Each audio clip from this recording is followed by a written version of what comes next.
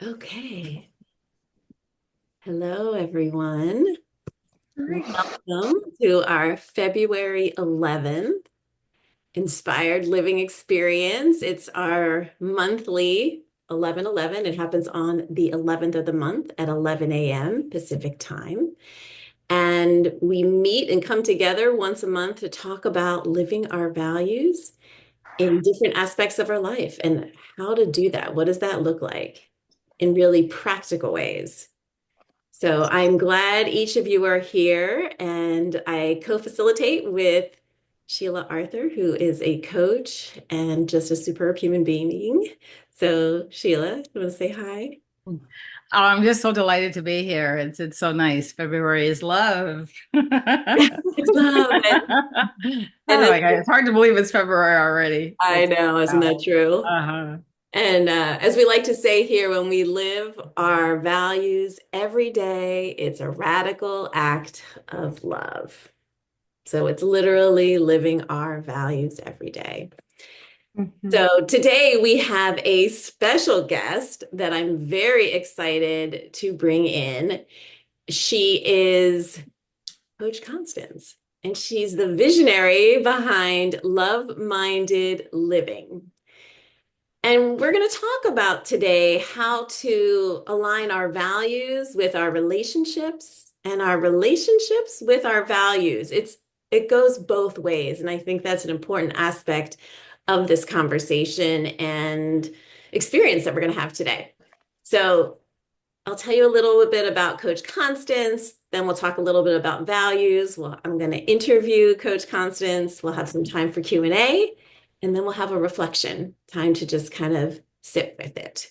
Beautiful. Okay, so Coach Constance is a revered dating and relationship expert who has helped me and many others, thousands of women, in fact, because she has dedicated her life to transforming the love lives of thousands of women. She guides women to forge deeper connections with themselves and with others. So we are really fortunate to have her here today because we are going to have a dynamic conversation about what it means to live our values in our relationships. I like to start off these monthly experiences with defining what values are in our context because they can be misused or there's different types of ways of describing them. So how do we think about values here? So values are the principles, but they're words and phrases that connect us to ourselves. They reflect what is most important to us. So that in an instant, when we say, oh, I value connection, we know exactly what that means. And it takes us to that part of us that we shows us what's really important to us. They act as a bridge too, because they bridge us to that part of us. Once you do the work to know what your set of core values are, they take us to that immediately. Oh, flourish, right. I really care about blossoming and blooming. I'm going to go to that party because it's important to me to go, even though I don't feel like getting off the couch. Or they help us interact in the world. So they help us get us out of ourselves and they help us stay with ourselves when we're out in the world too. So if we're in a business meeting or in a relationship with out to dinner or with a date, we remember who we are. So we don't self-abandon in a moment. Oh, wait, integrity is important to me. He just did X, Y, and Z as a colleague. That's not someone I want to work with. So it gets us very clear about who we are and how we show up in the world. And that's what our values are. And that's why we talk about them because they become our inner compass. They become the ways to move forward in the world that help us feel connected to ourselves, inspired, clear, fulfilled, and even successful. Because without that alignment, success can be fleeting. We can meet the goal and still feel unsatisfied. So our values provide a pathway to doing it differently than is most often expressed in the world. So today we're going to talk about our values in relationships because our relationships cover everything from our relationship to ourselves, our relationships to our family, children, parents, mates, dating relationships, as well as work relationships, friendships, the person at the store, where you go to buy your groceries. Our relationships cover a gamut of experiences and opportunities out there in life. And I know from my work with Constance, her love-minded living has shown me new ways to interact with people, to show up in alignment with my values and really thrive in those relationships. So I can flourish and be myself and be conscious of others as well, and not at the expense of taking care of myself. So with that, I want to say, welcome, Constance. I'm so glad you're here. Do you want to say a quick hello? Yes, thank Amy. Thanks, Amy. It's really great to be here. I really appreciate you asking me. I love February, and every day. May every day be filled with love. And it's great to see everybody's faces and Sheila and the Christines and Michelle and Rochelle and Rachel and Debbie. Everyone, it's really great to see you here. And it is a very important conversation, and the values is so complementary into what happens with relationships. So I'm looking forward. It's great. And I love what you have created with love-minded living because you talk often a lot that we can get into like-minded living, but there is an elevation when you think about love-minded living. How can I approach this from love, from humanity, from empathy, compassion? But that goes both ways. And that's where the values can be really helpful. So that doesn't become either overgiving, right? And erasing ourselves and becoming a doormat, Right. or being controlling and trying to control the outcome on the other flip side of that and demand things that everything's okay for us. So it's the values help provide that bridge too. So I think that's a nice segue into our time Yeah, together. if you're not grounded in your core values, you probably going to be spinning and more over adapting to the other person. And then you slide into volunteer doormat, which is not really a good place if you don't want to be there. Yeah. No, familiar. Anyone else have any Yeah, me experience too. ever being a doormat? Oh, yes. Yeah, it's one of those things we know well. So we kind of know what that looks like. So what do you believe is the foundation of a healthy, fulfilling relationship? Well, there's so many parts to it, moving parts, but Yeah, a very core thing is trust and people having trustworthy records with each other. And another core is compatibility. And that's where your values may come into play. yeah, Well, your values come into play across the board, of course. yeah, But with compatibility, you can be really be mindful, and a lot is revealed of their values. And chemistry is very important too. But trust is a huge part of even being able to go out the door to date. And it's trusting that you have the skills to navigate in the world, or it'll be really scary to even right. show up. And would communication be a part of trust? Like how someone communicates with Oh, you, yes, communicate with somebody definitely. else? Definitely. So one of my mentors, my best mentor was Dr. Pat Allen. And one of my favorite quotes of hers was, the only way you know you love yourself or others are by the agreements you're willing to make and keep. And that's all about communication. That's what I'm trained in, transactional analysis and other modalities. But it's core thing is communication. If when Right, we run out of words, we tend to pick up weapons. So it's a good idea to keep the dialogue going. right. And I would say to keep, I found that in my relationship, keep making and keeping agreements. I certainly work with that with my children.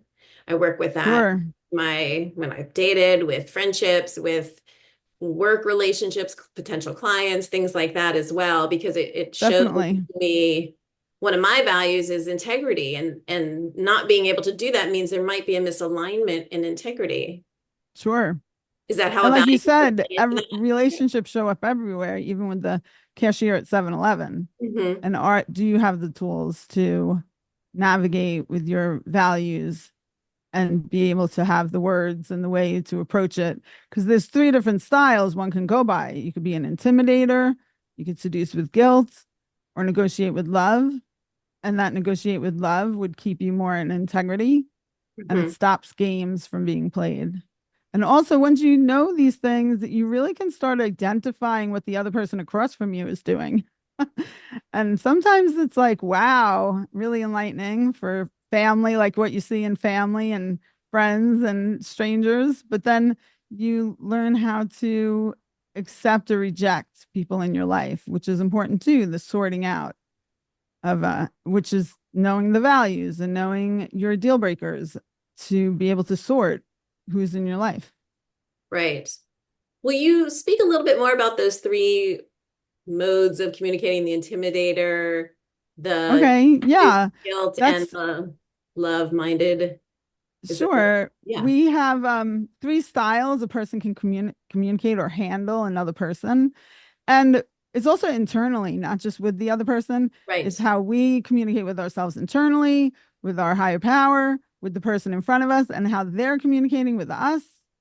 And so to watch for, are you intimidating with fear? Are you seducing with guilt? To ask for what you want and say no. That's what's being negotiated most of the time. When two humans are talking to each other, there's usually a negotiation going on. So you want to look for, what am I asking for? What am I not asking? What am I saying yes to? What am I saying no to? What are they wanting? What are they not wanting? And negotiating back and forth. And doing it in a love-minded way is when you come from I'm okay, you're okay. We're communicating here and negotiating here to see if we can play. And we don't need to like and approve those we love and accept, but love and acceptance is good mental health. So it's okay to not like and approve a person, and it's okay to have them be distant from us and not play with them. And some people don't know how to navigate and set that boundary, and they think they're being mean or they're not they're not being having empathy or things like that. But it's important to pay attention to how it works with you, how the dynamic works with you, and you take care of yourself as well. That's so true. I've definitely had experiences in my own life where saying no to a relationship was the most loving thing to do to them and for myself. Yes, definitely. And if I came from that, if I showed up with that energy, even if they didn't receive it that way, that wasn't my responsibility, isn't how they receive it. But if I know that I'm coming from that place in alignment with what matters to me most, then Definitely. it's a whole different dynamic. It doesn't make it easy or not painful at times, but it's Right. so And clear. that's all you can do is your part, your side of the street, and hope to God they do theirs. But what matters that when you lay your head down at night is how did you align with your values and what did you do? And did you harm anyone or did you stay in integrity and did you, walk the path you wanted to walk and how Right. you wanted to walk? But, some people, I know for myself, I didn't get the whole playbook on communication and values. I was missing the whole manual. Some people are missing the cover, some are missing some chapters. But, a lot of people, this might sound easy, but we weren't raised. Sometimes we were raised in the first 3 years. In the first year, it's do you know how to say no? The terrible, well, first it's do you get to exist?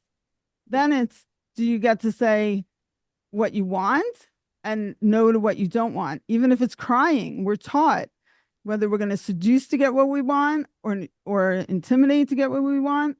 So on the little playground in kindergarten, we could see little intimidators, little seducers, little negotiators based on how they learned from their caretakers. So it's just habits and they can be changed. It's just maybe unawareness of your values and then work with someone like Amy and you can tap in and really get reconnected to what your values are and they change over time. So it's good to reevaluate every once in a Right. while when you have big shifts. Your values in college different than your values when you're married or something like that. Or Yes. prioritized. You might have the same values, but might be different priorities. Yes. And that's beautifully said. Thank you for that because it's really it's an important aspect of all this work. And I talk about a set of core values. I mentioned that earlier. A lot of time when people talk about values, they have one or two in the forefront of their mind. So I'll often go to integrity or connection are two of the ones that are my go-to values. But my other values I mentioned are creativity and flourish and remembering to bring those to my relationships too, because if I'm always focused on are they being integrity, that's a form of control. Like it's not so much are they in integrity as much as it am I acting in integrity? And and I have to remember, oh right, creativity, play is part of that. Flourish, oh blossom, bloom, shining, looking nice. Oh, that's my part too. I want to show up for whatever relationship, whether that's my kids and have a kitchen dance party or a date and show up with that full picture. And our values can help us do that because if we just keep focusing too narrowly in any area, it can be out of balance. Does that fit into Sure. that? I think it fits into that framework too. Sure. Definitely. Yes. And Yeah, also the importance of these are your values and their inner resources rather than exterior resources that we're depending on for someone to make us happy or have correct. us think we have value or think we're worthy of something. It's Yeah, coming from the inner resources, and the foundation are the values. Sure. right. So with that, how can we become more intentional about the way we show up in our relationships? Well, we went over some of it. One is to tap into and get in alignment with those values, with your deal breakers, with your boundaries of what you want and don't want, and then be able to communicate that with the world around you, but to show up, do your part, and hope to God they do theirs. Pay attention to you. It's your journey. We don't have enemies, we have teachers. And it's, if we're finding ourselves with the same person having the same problem, it's just the same lesson. You just haven't gotten it yet. So then it's like, okay, I want to be done with this lesson. But, some people don't want to sign up to get done with that lesson this lifetime. And that's okay too. There's no shoulds or have tos, but to be able to show up how you want to show up and do what you want when you want, be what you want when you want, and be willing to pay the consequences if it's something you want to do that might be illegally, moral, or unethical or something like that. And then the more you do that with yourself, the cleaner your side of the street and the clearer it is for what's happening with this relationship, for what they're bringing to the table. If our side of the street's a muck, then it's hard to see what they're doing. It's with Right. us, like our experience with them. So the clearer you are on your side of the street, the more you can see reality and what's happening and how they're Yeah. speaking to you and how they're treating you. That's beautifully said. And it's why I came to the values work for myself because too many relationships, lots of teachers that I got lost myself in. And so each time I had to find what it was that I could retain myself, whether it was becoming a mom and realizing connection was important to me, connection to myself, connection to others, or getting out of a relationship where there was not a good trustworthy record. So that's integrity emerged out of that. Like I want to be of integrity because I participated in that in ways I didn't realize. So the values just make it simple for me. I can try and if I'm overthinking and trying to figure it out, that is not a good way for me to live. So if I have a something that I can rely on like that, oh right, that's it. It's just simple for me. And that's why I am so passionate about sharing that and why it works so complementary to the work that you do, because it helps us see ourselves instantly because we did the work beforehand. Right. And then that helps you attract what you are. And if you're vibrating at a better level, a higher level, and where you want to be, you'll attract people that are like on the same, more compatible. Let's say that, Right. where you'd be more compatible. Right. And So that's, go like you ahead. said, friends, coworkers, family, community. Yeah. Yeah. And even that inner dialogue too. I've had to break up with myself a few times. Right. Anyone else? Fire yourself as your Anyone employer. else have to do that? Go, Yes. wait Right. a second. I had to swipe left with my own thought. And if that's for Right. dating, if you don't know, that's when you don't want to go on a date with someone, you swipe left. So I've had to swipe left with that thought because that was not helping in that Right. regard. And so that's an important piece of the puzzle.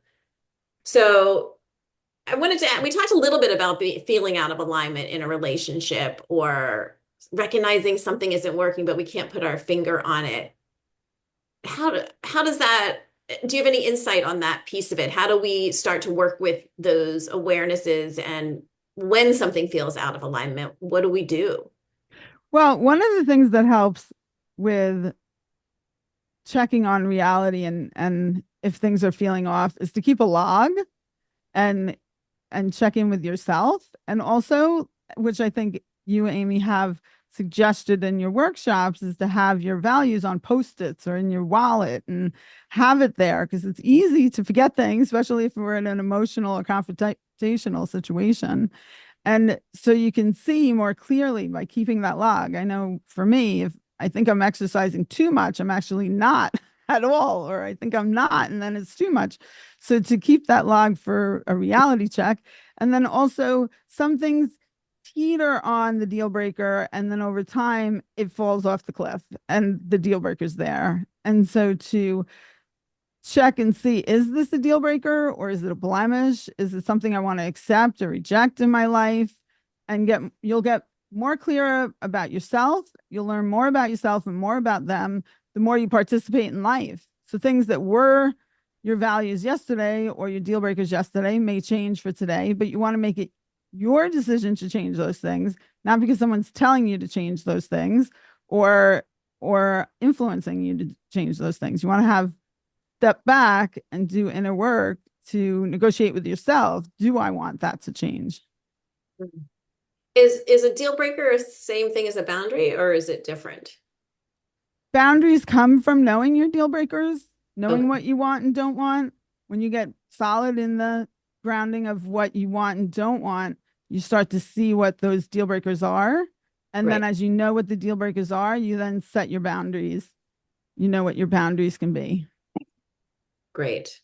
That makes sense. And so if I'm feeling out of alignment with a relationship or with a person, what do I do at first? So I just check in with I myself. would say the first thing is make sure that old halt thing, that you're not too hungry, angry, lonely, or tired, because that could skew things. And then you want to, once you get into that place and you get back to your place of what I call the serenity mountain, your inner peace, your inner serenity mountain, that nobody can knock you out of without your permission, then it helps to see what's happening more clear. And then if you have a higher power or the universe that you can converse with to see, what's my part in this? And because sometimes we are grandiose and women like to take responsibility for everything. Mm, And we're taking 100% responsibility of the relationship when it's not all ours. It takes two to right, tango. And so we want right, to sort that too to see what's our part and what can we do differently.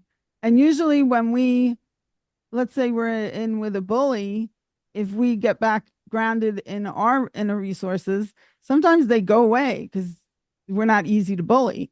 And so mm. they'll go find somebody else to, to bully because that's kind of what they do. Bullies do. Yeah, it's a good point. It's really starting with our relationship with ourselves and how we bring that forward and knowing what is okay and what isn't okay, which is basically what a deal breaker is. Oh, and one more thing too is you can have whatever deal breaker you want. You don't have to explain or defend yourself. And if it's your deal breaker, it's your deal breaker. If you have too many, you might be waiting for the perfect people to come along and you'll be living with a bunch of ghosts. And so you don't want too many because they may be blemishes, but you don't have to explain or defend your deal breakers, and they could be whatever it is that you want it to be. Right. Yeah. And I guess that would happen with in a work situation. It can happen I mean, there's many variables that are different, whether it's dating, relationship, children, friends. I I see it across all the spectrum of relationships. Is that right? Do you Yes, this absolutely. approach? Definitely. And Yeah, then you end up demonstrating a lot of this. You're not teaching and preaching it. And people tend to absorb it and pick up on it like, hey, that's a great way to approach something. Or look how she's doing this or doing that. And they tend to rise with you right, together. So don't throw the baby out with bathwater either. Give it right, a few rounds of, is this open and teachable? Is this something that can be changed before going to the extreme? I'm out of here, because that's intimidation in itself. right. Yeah. A good point. Yeah. And something I was just thinking about that you really helped me with a long time ago. I was in a blended relationship where we had four teenagers among us, and I had to cancel something. There was a lot of conflict going on between the teenagers at the time, three girls, three young women in that group, and I had to change a timing or cancel something because of some dynamics going on. And I wanted to send a group text. I'm like, I want to get it done, move through it, like not be in the discomfort of having to call everybody. And you encouraged me to call each one and have a conversation with them about my decision and basically executing a deal breaker for me because of how something was coming together. And I knew that it was in alignment with my value of integrity and connection. And so I was more inclined to do it, even though I did not want to do it. And it took more time. But it didn't take that much more time. And it really helped me grow the relationships with each of them in the moment. And most of all, it helped me with myself Hmm. because I showed up for each of those relationships in a different way by doing that. And that was because of you saying, this is a good way to try doing this, or this, you encouraged me to do that. You didn't tell me what to do, but you pointed me Right. in a direction that was already, but because I knew myself, it was in alignment with me. And then I Hmm. was able to move forward. And I really appreciate that and think about that now. And I'm not in that relationship anymore, but I remember that turning point because of keeping my side of the street clean. And what you were choosing was you were choosing to be emotionally available and intimate. It's through these conversations that we're intimate. And if we just went with the more comfortable way, it would be choosing to be emotionally unavailable and steamrolling and using seducing with guilt or intimidation. And Yeah. so that's where that helps, where you're having the individual conversation and pausing beforehand to figure out what is best. And because it's Yeah. all situational, not just Right. rules. So Yeah. maybe there's a situation where it would have been better the other way. But Yes. in your situation, I'm happy to hear that that worked out. Yes, and I Yeah. remember it today. And yes, and there are times where a group text would have been appropriate and nothing wrong if I had done it that way. And I got insight doing it this way too, which is another kind of intersection of values and communication or love-minded communication Yeah. that you talk Uh-huh. about so beautifully. So I want to open it up a little bit for questions and answers. Does anybody have any questions for Coach Constance?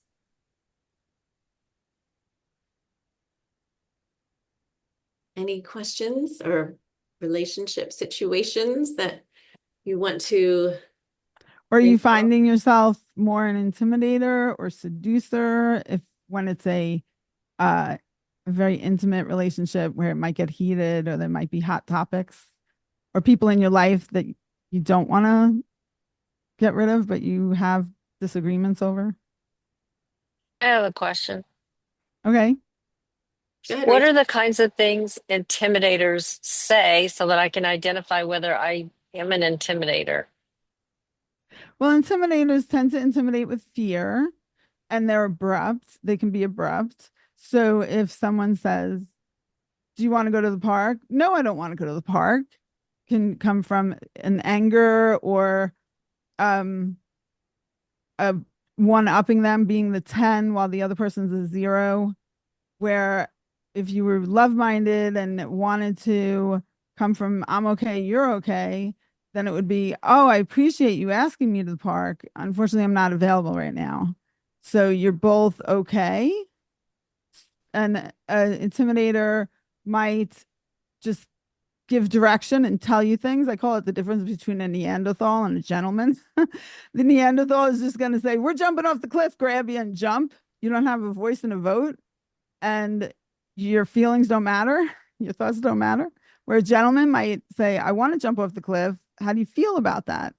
So that would be more of a 5-5 exchange, not a 10-0, and where it would be negotiating with love versus intimidator.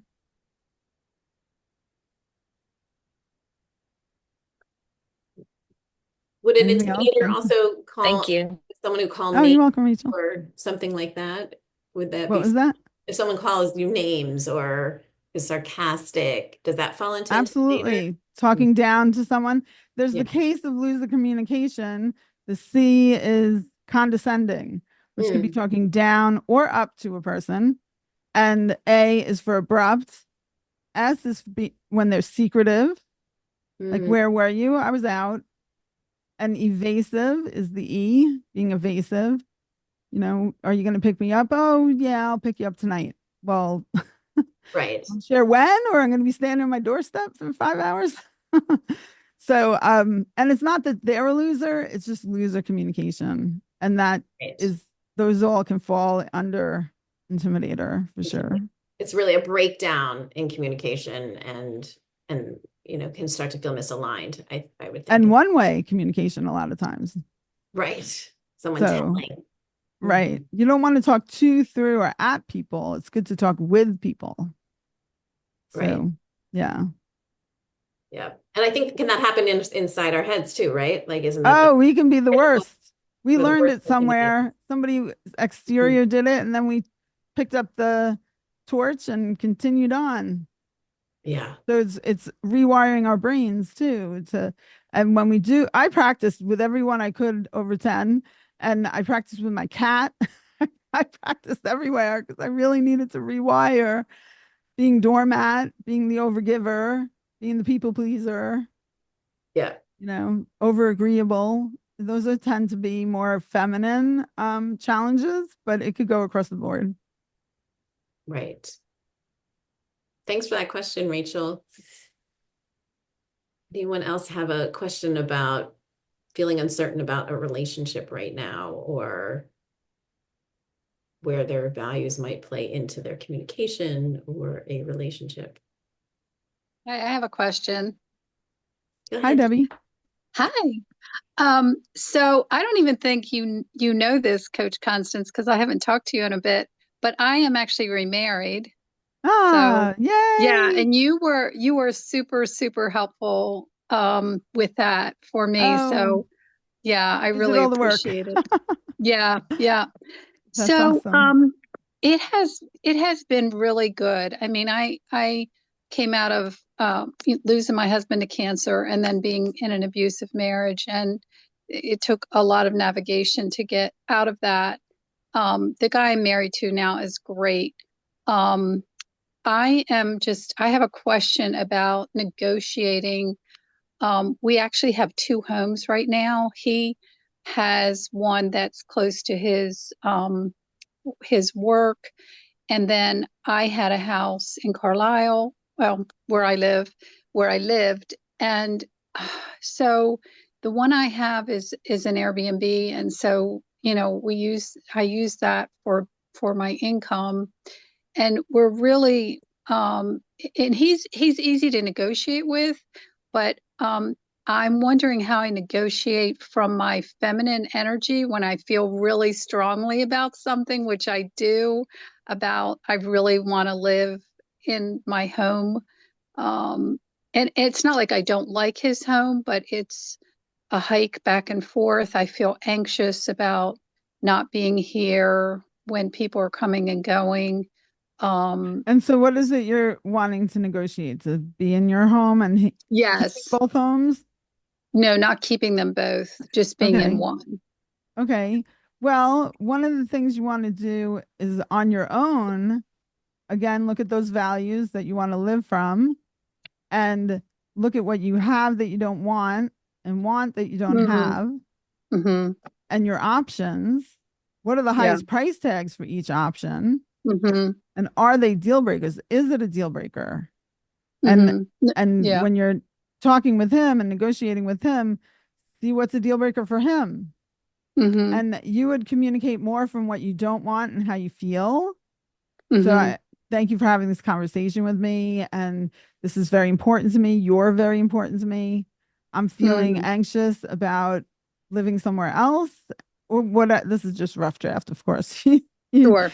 you Yep. fill it in for the situation. But I'm feeling anxious. I'll feel sad moving away. Is this a deal breaker for you? I'm curious.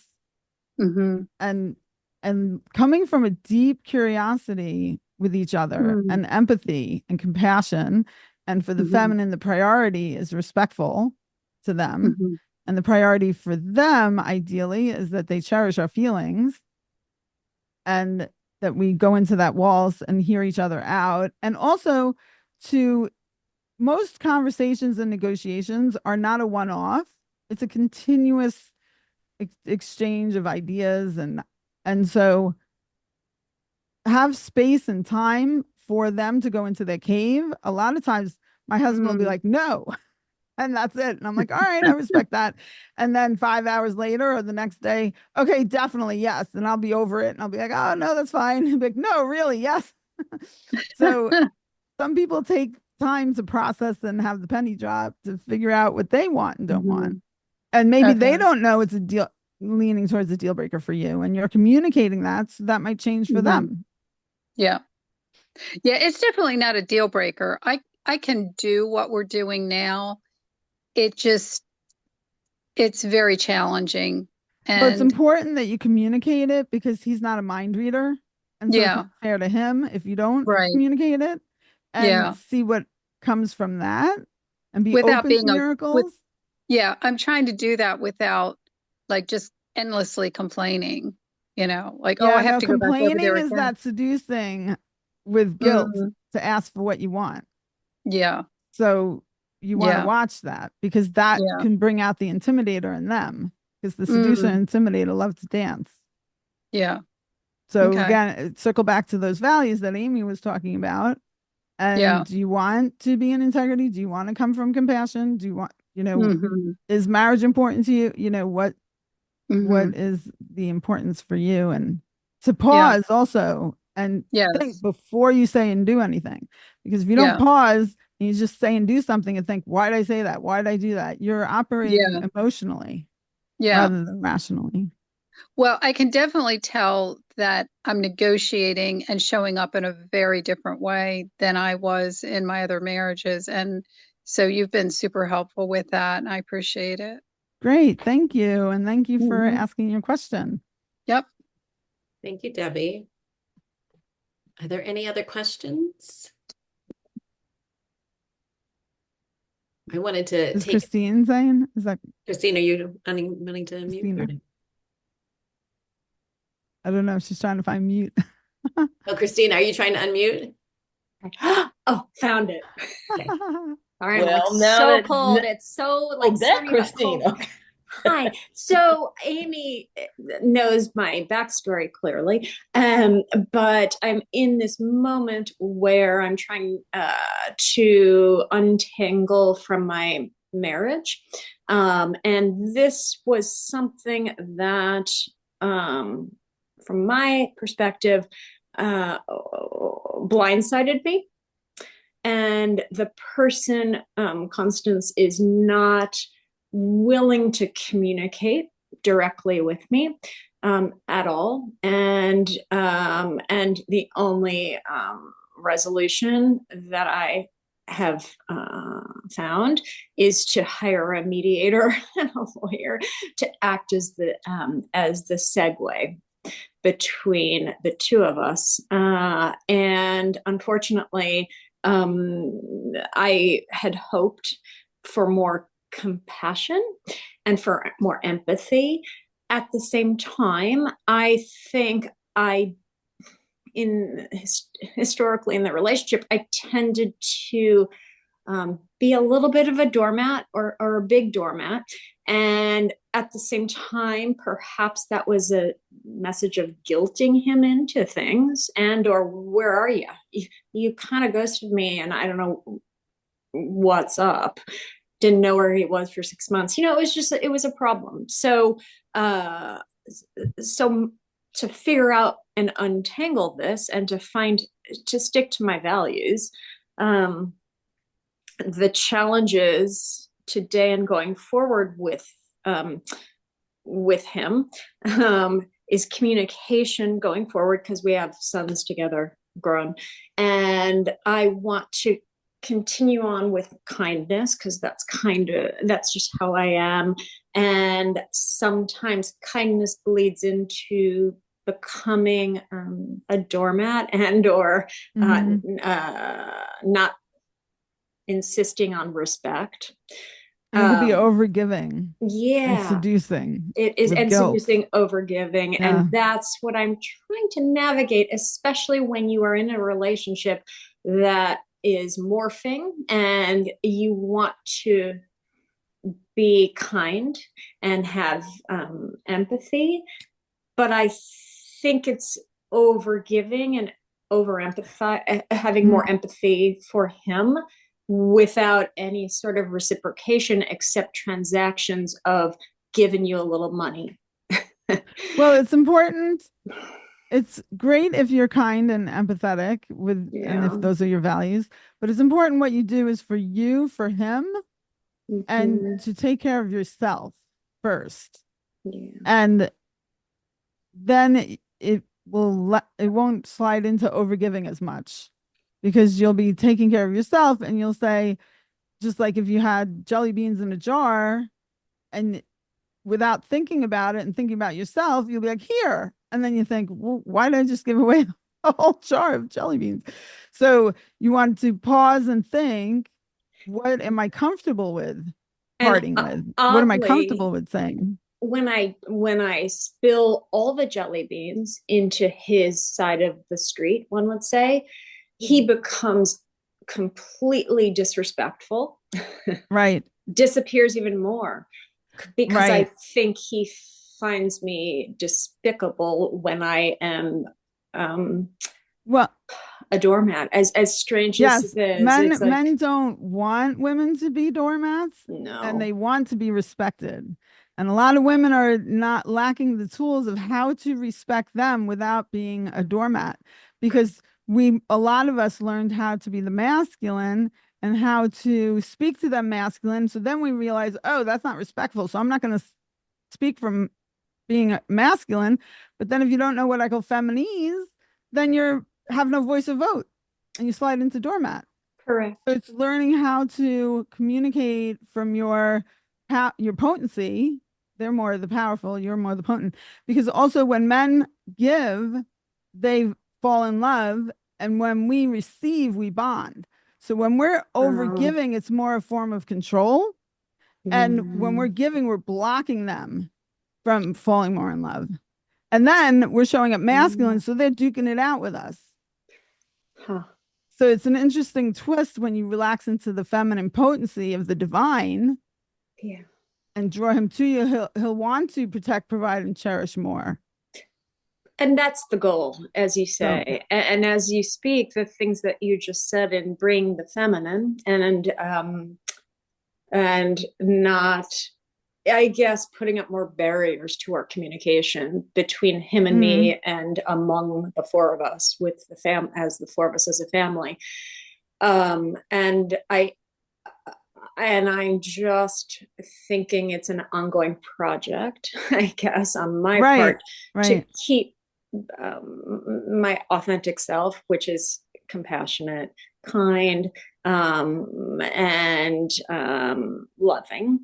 And at the same time, draw boundaries a little bit to protect myself. Because that compassionate, kind, and loving can slide into mama.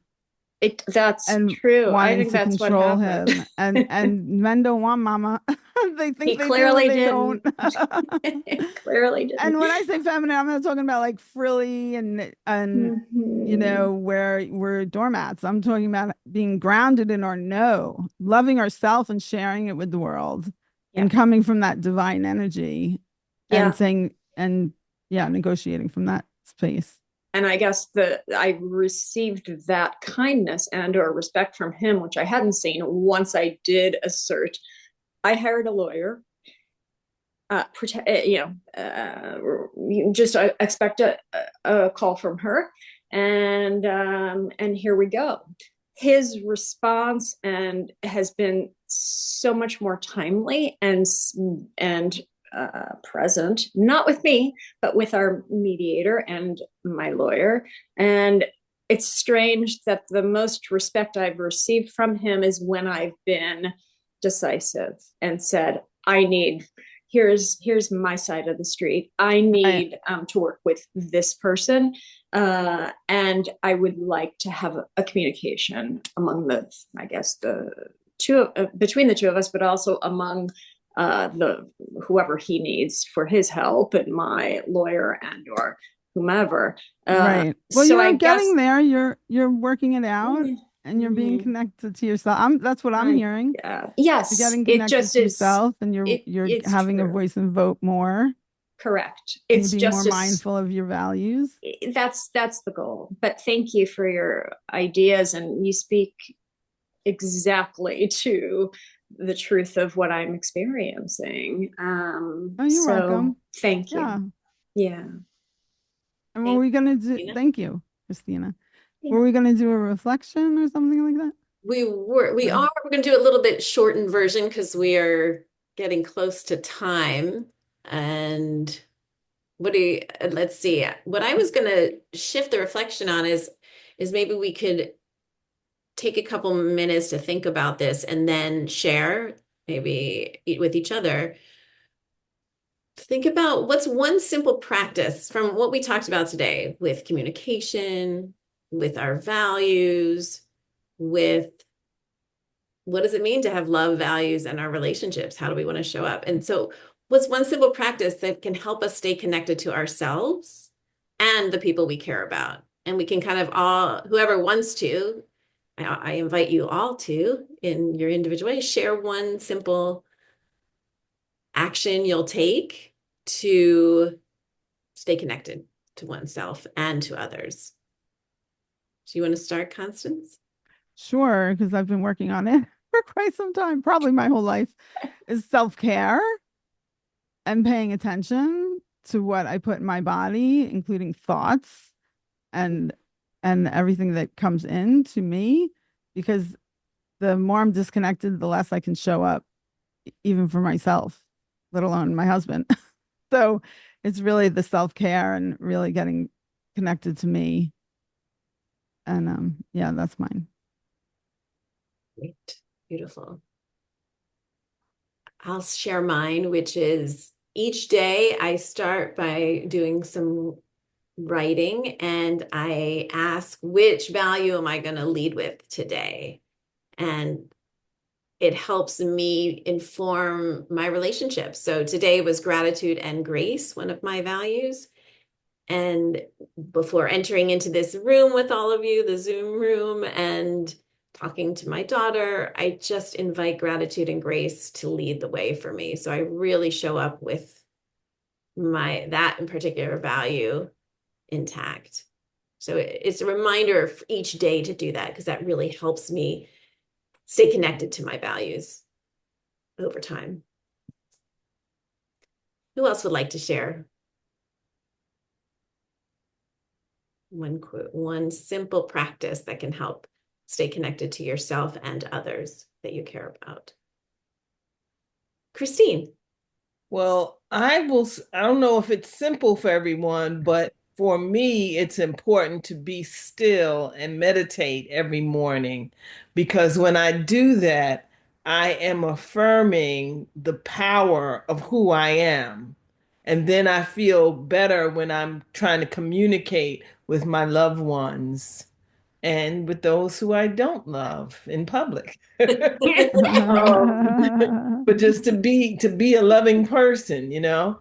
So it's important for me. So when you said you choose your values every morning, that's a good one. So maybe I'll think.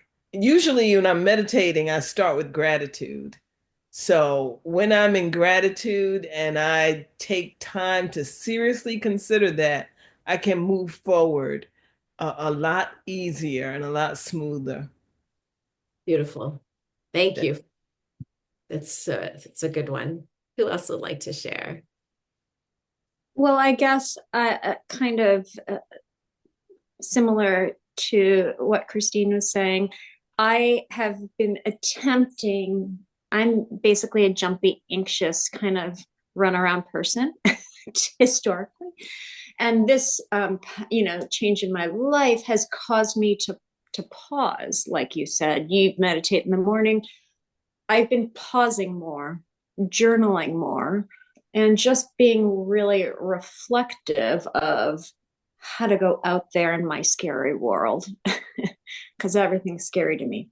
So I think it's helped just pause. Don't jump to anxiety. Don't jump out the door without just pausing.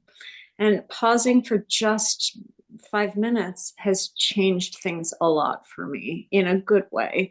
And it's very much like self-care too, as Constance was saying. Lots of self-care by just pausing for in the morning for 5 minutes. Beautiful. Yeah. So It's that's been what I've been trying to do. Thank you.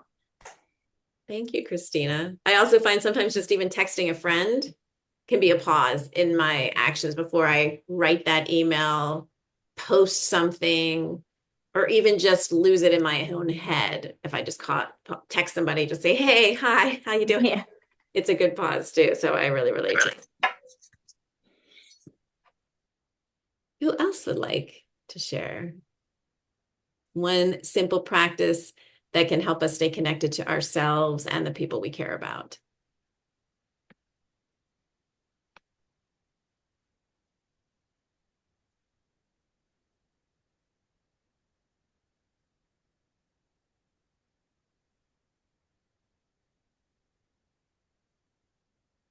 Anyone want to go? I'll go. I think probably for me, Hi, Sheila. hi, it's really around allowing people to be at whatever place or stage in their life that they are without needing to intervene or to change or to practice not judging, because their path is their path and their journey is their journey. And because they've been places that I haven't and they've experienced things in different ways, they're going to be at a different place, perhaps, from where I am. So it's just making room for that it's okay, that it's not personal, doesn't feel personal when somebody feels a different way or comes to a different conclusion about something or has a different reaction to something. It's just simply because they've had different life experiences. And the more that I'm able to just allow that for people, um, the easier it is because it doesn't impact me the same way. I don't get upset or, feel controlling or any of those things. It's just more of a sense of peace. And it's like, okay. And I always say, people will do whatever they're going to do or not.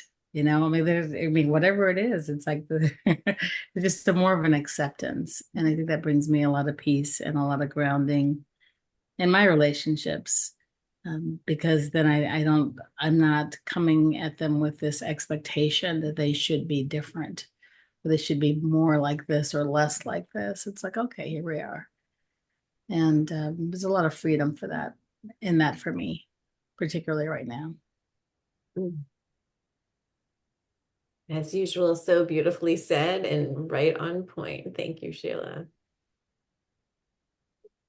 Yeah, it reminds me, Coach Constance, of your saying, "I'm okay, you're okay," too. That idea, right? That we can, which is different than we agree to disagree. There's an element of that, but it's really more just it's the inner peace of non-judgment, which is so hard. So hard. Because I'll either judge others or myself. That's beautiful. Thank you, Sheila. That was really impactful to me. Who else would like to say something about one simple practice? Hi, this is Debbie again. I'm knee deep in a 2-year-old granddaughter, but we'll see if I get through this.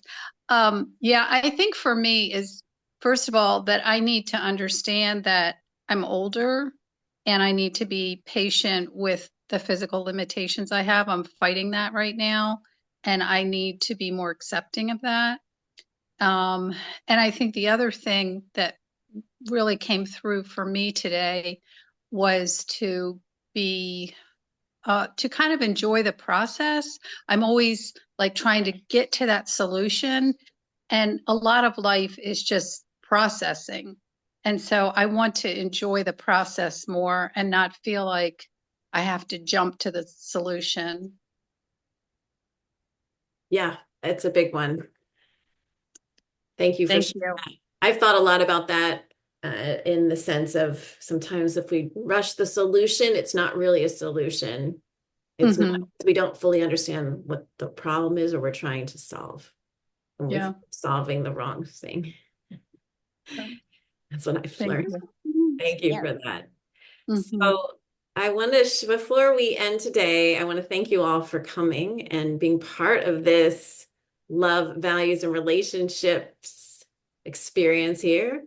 And I want to share that I'm offering a clarity catalyst from overwhelm to the next step, which is an opportunity. I haven't set the date yet. It'll be a 90-minute session workshop where we'll really talk about getting clear so that we're more able to know ourselves and move forward in our lives and really live our values, because it's harder to find our values when we're in a lack of clarity about what's important to us. So if you're interested in any of that coming up, please put your name or your email in the chat and I'll put you on the wait list and that'll be coming up. And I also want to share that Constance has a special for Valentine's Day and Value Love Month, February, that is, I think, going to be on her Instagram. Constance, do you want to say a couple things about that? Sure. I'm on Instagram. I'm on all my socials, but Instagram and YouTube are the ones I'm doing my best at. Is at Coach Constance. At Coach Constance. You can find me anywhere. And I have a gift for you, which is a 15-minute love session if you want it to receive for Valentine's Day. And then a gift for you for them. So you have coupons that you can give to your loved ones or yourself. There's also a list of ideas, there's blank ones. So if you just go over to Instagram, I can send it to you from there at Coach Constance. And I'm happy to do that. I love February, flirty February, flirty February. So yeah, I'd love to stay connected with everybody. And it was really great hearing everybody's stories, and I appreciate the honesty and the connection. Thank you. And thank you for being here, Coach Constance. It was a joy to talk with Thank you. you for having me. Insightful. Yeah. It was a good conversation and an important one to have in these times. I think it's essential for us to know how we're communicating and are we aligned with our values when we do so, whether that's with our communication with ourselves or with our loved ones or someone we don't even know. So, Or like, or fair, might not be like-minded, but we'll be love-minded. but we'll be love-minded in our approach. So thank you all, and we'll have a Thank you. recording of this too. And have a great day. Till next month. We'll see you Thank then. Thank you. you. Thank Bye, you. everybody.